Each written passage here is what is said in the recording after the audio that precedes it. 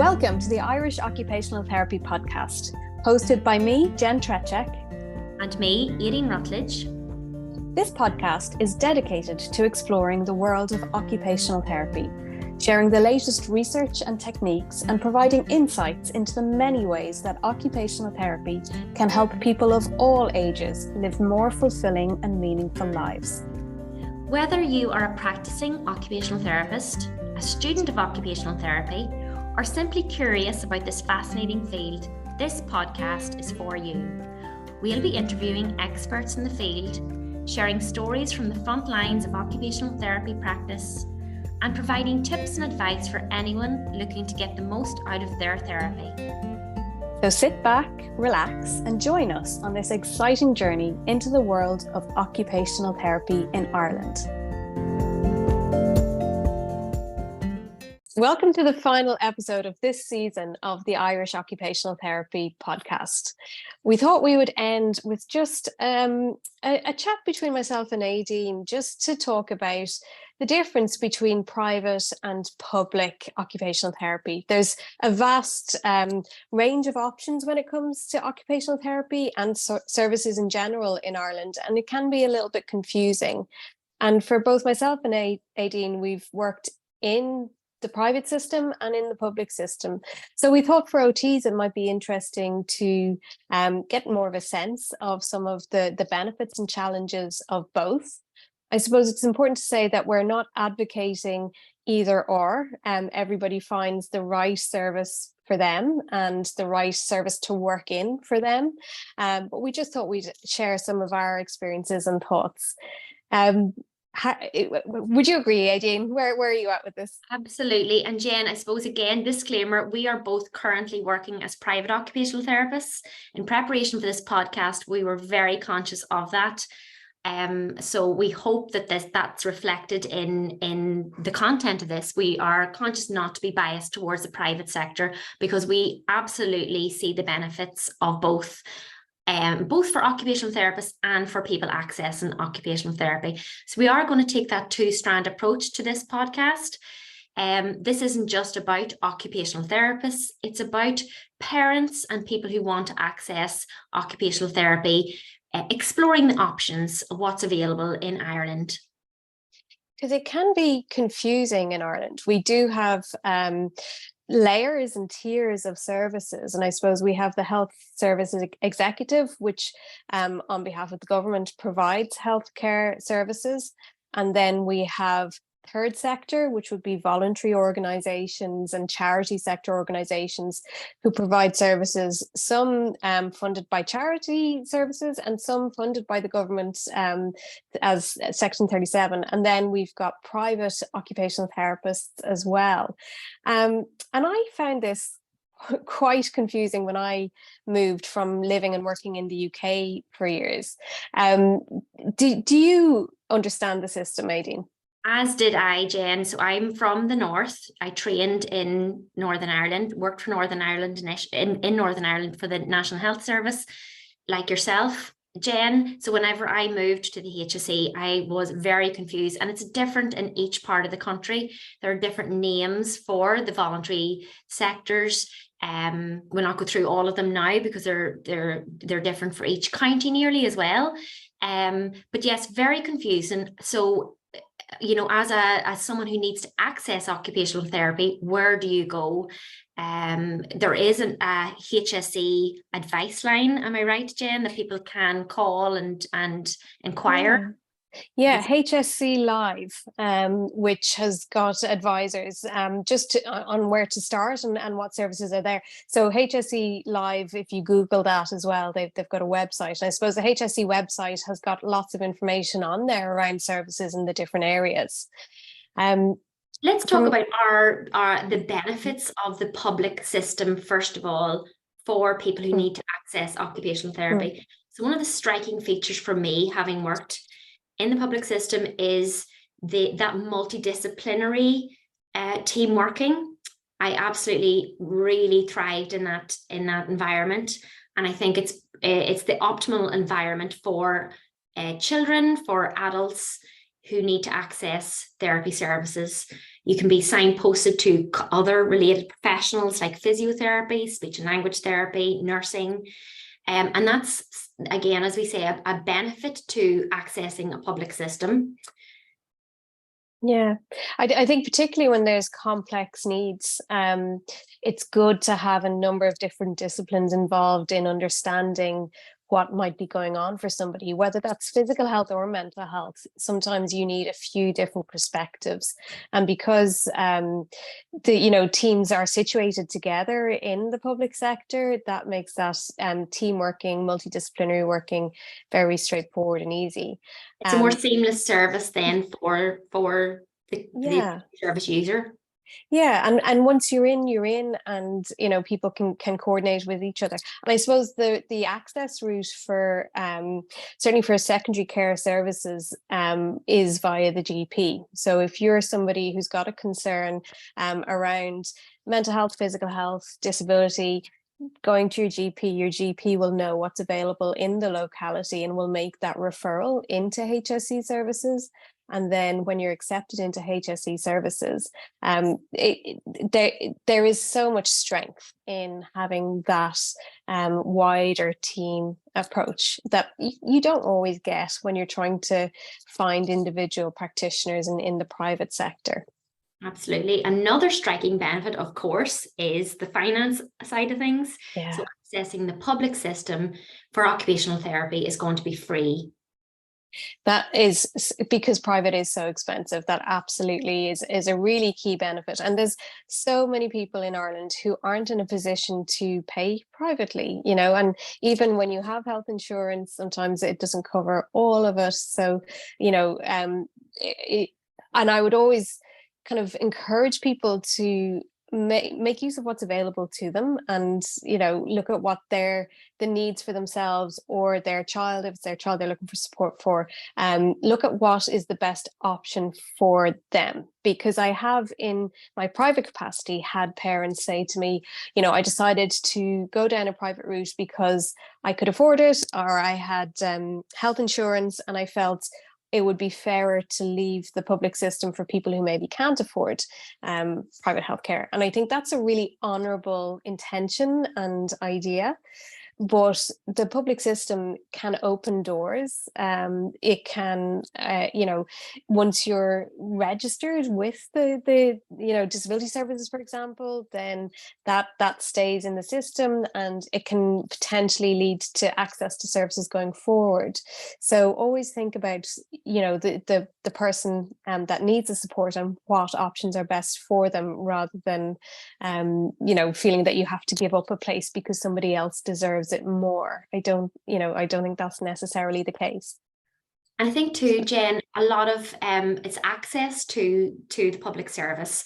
There's a lot of media coverage around waiting lists, seemingly inaccessible services, but it is worth exploring what the situation is in your particular county, in your particular area.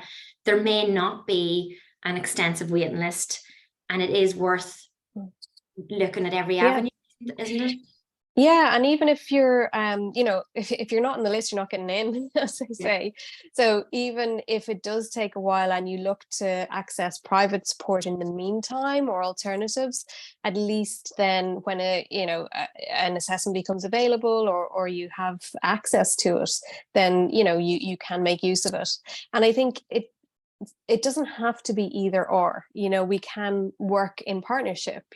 As a private health practitioner, some of my clients will be involved in HSE services, and they want a wider level of support, or they want additional support. And so I can link in then with the HSE team that they're involved with, and coordinate, who's doing what. So, there is the possibility and the option to access different services.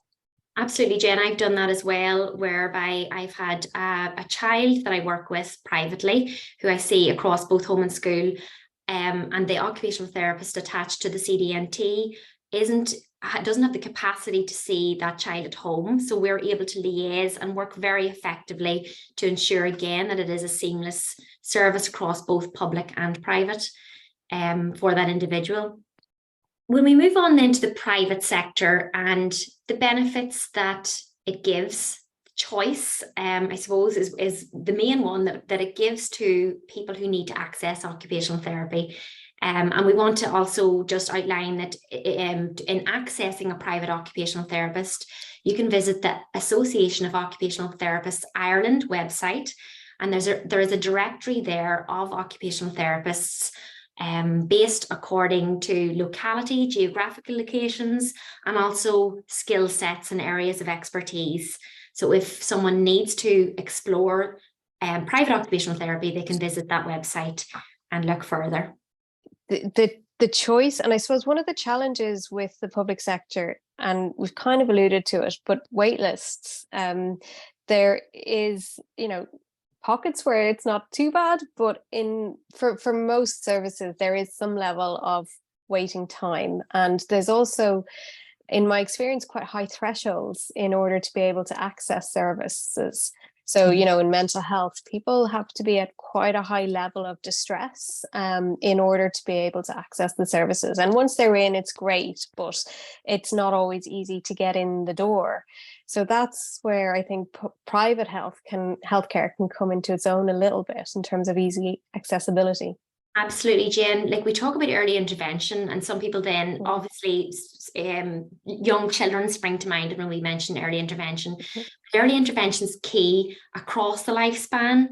When differences start to arise, when difficulties start to arise, being able to address them before they fester or escalate. And that's where, again, we can avoid, in most cases, you can avoid waiting lists for accessing private occupational therapy and address that need then privately. I had this with my daughter. My oldest daughter has a diagnosis of ADHD, and it is very mild, and I don't think that she would have been anywhere near the top of any kind of wait list from a public health perspective. It probably would have been years before she would even get an assessment. And we decided to go private, even though it is very expensive, because I didn't want her sitting with that feeling of not being good enough. And I debated at the time whether to go for an assessment or to look at diagnosis, because it's not always helpful. But she was when she transitioned into secondary school, was starting to struggle with her executive functioning, with her learning, and kind of feeling very stupid and blaming herself and telling herself it was really affecting her self-esteem. So by being able to access the assessment and then access support from a private occupational therapist for a few sessions, it made a huge difference to her in terms of both her functioning, but also the way she felt about herself and her understanding of herself. That's prime example of early intervention there, isn't it? Because again, if you weren't going to address that there and then it was going to escalate and become, maybe expand into other areas of her life. What was your experience working with a private occupational therapist as a parent? Yeah, it was good. I mean, I actually don't know a huge amount about what she did, to be honest. So my daughter was a teenager, and it was around her planning, her organization, and her understanding of the ADHD diagnosis, and then linked to that her, how she felt about herself. So she only did a couple of sessions. It was very short, and again, that idea that the earlier you can intervene, the less amount of intervention you might need. It didn't take very much to set her on the right track. But she would come home and say, "Oh, look, I've got this system, or I'm setting this up, or I need a whiteboard." And I'd been telling her to get a whiteboard for honestly years. But when a different OT said to her, "These are some of the strategies you can use," suddenly it was so much better than mom telling her what she should do. It always has to come externally. The penny drops then, doesn't it? Yeah, absolutely. And it just gave her the responsibility that she then could take responsibility for herself, and that sense of independence, and that she was taking ownership of her own needs, which was really lovely to see. And it was really, for her and for us as a family, it was a really positive experience, made a big difference. Just a short amount of intervention just made a huge difference. And she finally knew what her mommy did for a living then, because she spent time with another OT. I'm not sure quite that she still gets it. But yeah.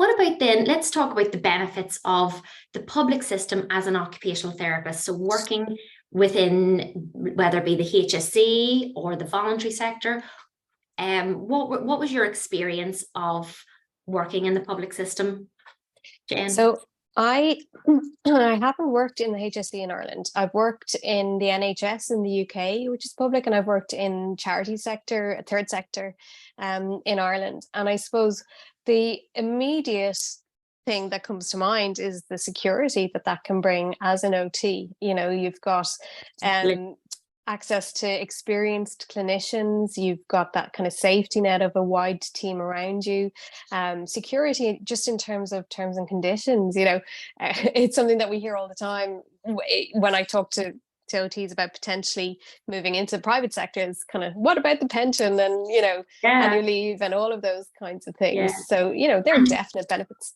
Absolutely. Turning up to work and just doing your job, not having to think about where the work is coming from, not thinking about having to put yourself out there.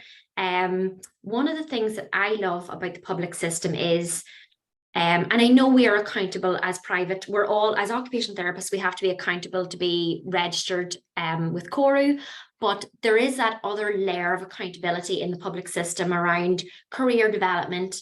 In previous jobs that I've worked in, we've had annual appraisals where you meet with your line manager and set out your goals around how you're going to develop yourself and provide the best possible service over the coming year.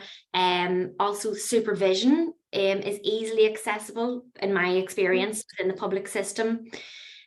So those kind of boundaries and practices are more kind of readily available as an occupational therapist in HSE or NHS. Yeah, in most cases, and you absolutely hope so. You know, I do know services in the HSE where supervision hasn't been as easy to obtain, or people have had to fight for it a little bit. And I guess, you know, with any service, any organization the size of the HSE or the NHS, there's going to be pockets of good practice and pockets where things are maybe falling below the standards that we'd hope. And so, you know, it's very hard to generalize overall, but certainly in the public sector, there's very clear policies, procedures, guidelines, HR processes, and things that you would expect to find in place. And I guess there's also then the capacity, if they're not there, to advocate for them to be there, because there's the expectations have been laid out nationally, which is helpful. Yeah. And also that opportunity for skill sharing. You know, we just talked about people accessing occupational therapy and this being a benefit, that multidisciplinary team working, being able to spend time with other disciplines readily and share skills. You and I have both worked in transdisciplinary services, the benefits of that, where we work across different other disciplines. And another part of the public sector that I probably am going to miss is that development of our profession. So taking students on, I know we can still take students on as private occupational therapists, but again, those systems are all in place in the public sector, aren't they?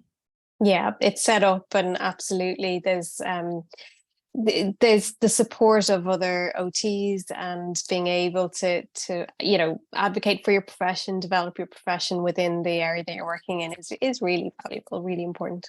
Yeah. As occupational therapist then, Jen, you have been in private practice much longer than me. What are the benefits for you as a private OT? When I think about private OT, I think about the kind of push and pull and why we get into it. And I suppose some of the things that pushed me into private practice were maybe some frustrations that I had about services in terms of the limitations of what I could offer. I kind of felt that for some people that I was working with, I would like to have worked with them maybe longer or more intensively or more in depth. And the service setup that I had worked in didn't facilitate that. And I think, you know, rightly, services have very clear criteria for who they work with and you know, policies and procedures to follow, but that doesn't necessarily allow for individual creativity. It doesn't necessarily support the relationship with the client and how that evolves, and you know, how to maximize that. So especially as well whenever the client or the person, the individual also wants to maybe continue on and keep working on what you've nurtured and developed and keep progressing. exactly, there's that kind of personal need that they might have. So I suppose one of the really key things that I think private practice gives is flexibility to work in a way that meets both the needs of the therapist and the needs of the client. So I can work with people wherever suits them. You know, if I've got a client who's struggling in a community setting, I can go to that community setting with them. You know, I'd a client who really wanted to walk on the beach, and that was causing them a huge amount of anxiety, and they felt that they couldn't do it, so we could go and do that together. And you know, that was a goal for them that I'm sure lots of services wouldn't view as an important goal or something that warrants working on, but for that client it was something that was really important to them. So there is that flexibility to provide a service that supports the client's goals. You know, we talk about that in OT, but sometimes service constraints don't allow us to be completely person-centered or client-focused. And I think in private work, you can absolutely do that. Yeah, I think you mentioned flexibility there. So it's flexible in lots of ways. I think time-wise, as someone who has a family, as an occupational therapist, it's very flexible. Obviously, you can choose your working hours. And again, flexible for whoever needs to access your service, that you can offer times that are outside, maybe core hours. There is the option of weekend work, obviously, as well. You know, if you want to take time off during the week. So again, from a time perspective, it is very flexible. I also like that creativity piece. Whenever there is that two-way scenario where you want to do more and the parent or the individual wants to do more, and you can let it develop further. For me, private practice allows me to specialize in a particular area that may not be possible in the public system. So I love the area of autism, and working in private practice allows me to expand my CPD in this area. I can prioritize it financially, that I can learn more in this one particular area and specialize in it a little bit more. And you really are a specialist, Aideen. And when you've got so much experience, you've just gone down this really niche route.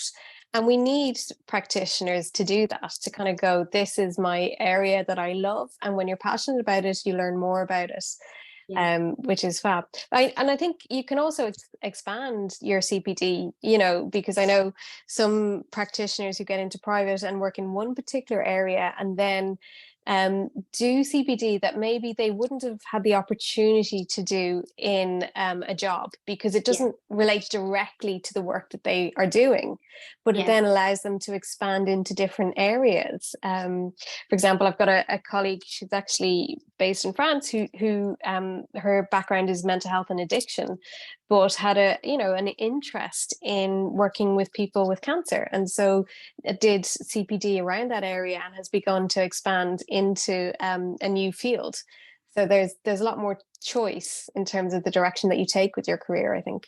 Yes, absolutely. Because I think there is that in the public system, both in the UK and in Ireland, where it is a little bit more generic, where you're providing a service to a quite a big population, quite a range of differences and maybe disabilities, and trying to be kind of all things to all men, which is very difficult. You might be seeing maybe somebody with a physical disability in the morning and maybe more of a mental health difficulty in the afternoon, and it's very hard to kind of switch over and provide a really good quality service to people with varying needs. There's challenges as well, though, in private practice, let's be honest. What have you noticed? Have you come across any challenges yet?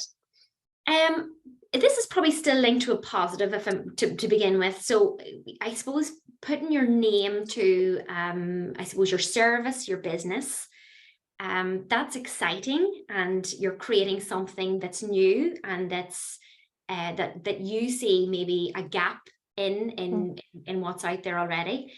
But it also brings a pressure, I suppose. You are advertising yourself, you're putting yourself out there, and you're also then, I suppose, putting your heart and soul into this. So it spills out over into, of course, your private life.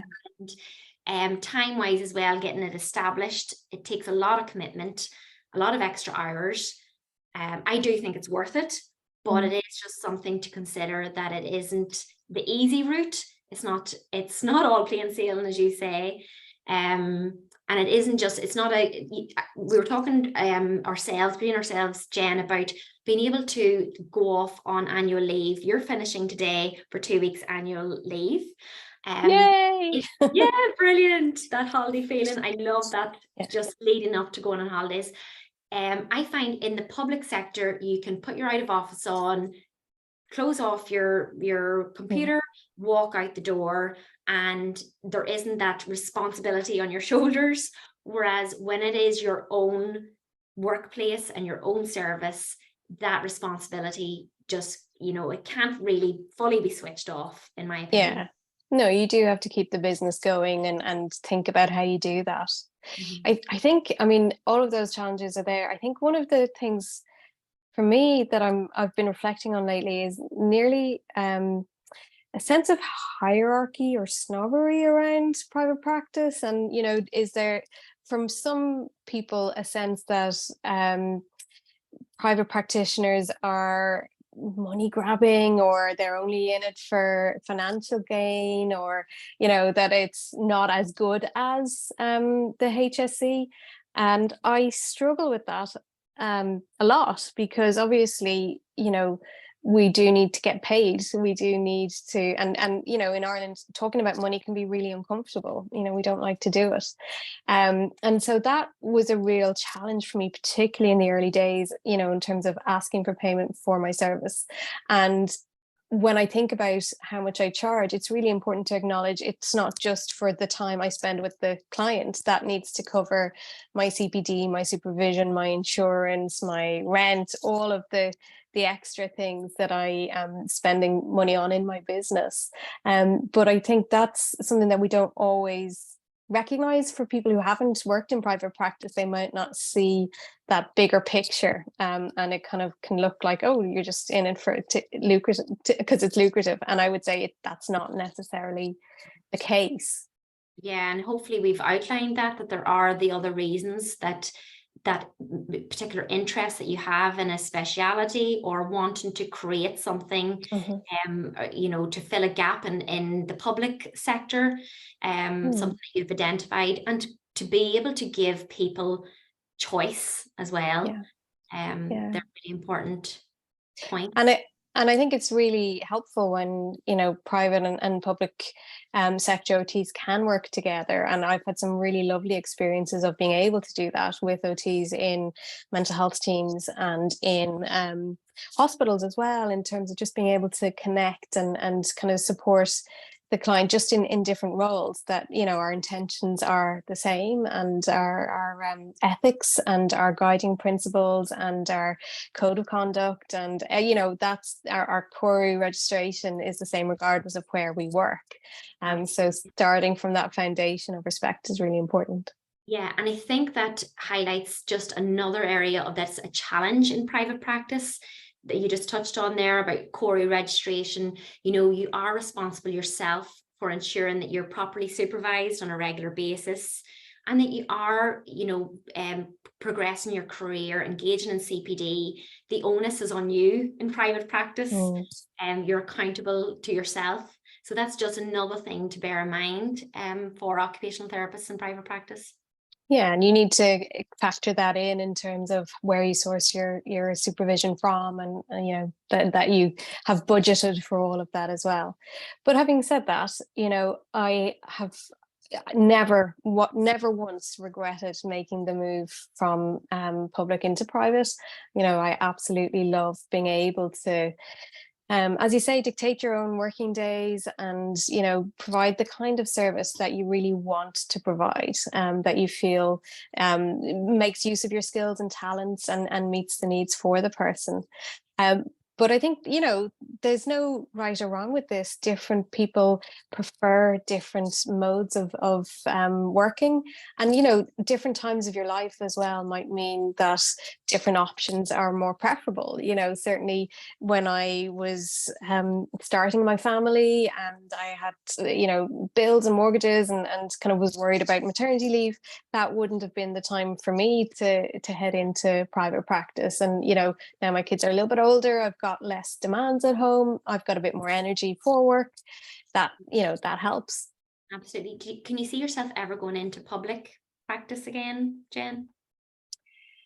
I mean, never say never, but not right now. I do supervise some OTs who work in the public sector, and I enjoy that. I enjoy that connection, and you know, I certainly wouldn't rule it out completely, but at the moment, I am absolutely loving my own practice, and I'm looking at how I can expand my practice and also support other OTs into private practice, because I do feel it really fits. You know, for a lot of OTs, a lot of us are female, a lot of us are families, and we need that flexibility that isn't always possible in public sector. So you know, I am passionate about supporting OTs to develop the skills if they choose to allow them to work in the private sector. And to be honest, Jen, you're probably one of the reasons why I have moved into the private sector. You've really inspired me. So you do that really well. You made it less scary. You pointed out all the positives. I've been to your training with Anya O'D, and it did open my mind. I never, ever, ever intended to go into private practice, if I'm honest. I was very happy being a public servant, as I called myself. Very happy, very safe. But it did take the scariness out of it. You know, again, you know, the common topics around pension and security and all of that. But it's lovely and refreshing to hear the other side of it, you know, the positives and the exciting parts that private practice can bring. That it's doable. Because I think it's interesting, as an OT profession, we don't think about private practice straight off. But if you look at things, you know, professions like psychology, like dentistry, like speech and language therapy, like physio, a lot of those disciplines and professions go straight into private practice without batting an eyelid from college. They don't think about it. They, you know, private practice in those fields is standard. And yet it's not, or it hasn't been for OT, which is interesting. Do you think you're better going into the public? I suppose from my perspective, I think you probably are better to go into the public sector first, to gain a good range of experience and to fully decide what area you want to specialize in or hone in your skills in. What's your opinion on that? Do you think occupational therapists should do that, or should they launch straight into private practice? Do you know, my views have changed. I would have said before, oh yeah, definitely you need to be working in the HSE or in the NHS first. However, I think now a lot of it depends on your own self-awareness, who you surround yourself with, how you resource yourself in terms of supervision, those kinds of things. And I've seen some OTs who've moved straight into private practice and have been very, very successful in it. From a personal perspective, I do think it's good to see how different areas operate and learn about different workplaces, and, you know, to get the best from them. But, you know, that's not for everybody. And I think people can be really, really successful just going straight into private practice. I think seeing the different cultures in workplaces is helpful. You know, I went from the NHS into a corporate organization where the culture was very, very different and very KPI focused and, you know, very efficient. And there was lots of pluses to that. There was also lots of challenges, and, you know, in terms of rates of burnout and that kind of thing. So I think it's good to look at different models and different organizations and pull from them the bits that are helpful, and then learn about the bits that aren't helpful or that can contribute to difficulties in the workplace. And that could probably lead to more success then in setting up a private practice, because you're drawing in all the positives. Yeah, getting that life experience across different sectors. Yeah. Experience is it's always good. But like the whole traditional route of you go to college and as an OT, and then you go when you're 21 or 22 into a job for life, and that you're in the same service for years and years and years. I'm not sure that that's going to continue. I think that services are changing, adapting, evolving.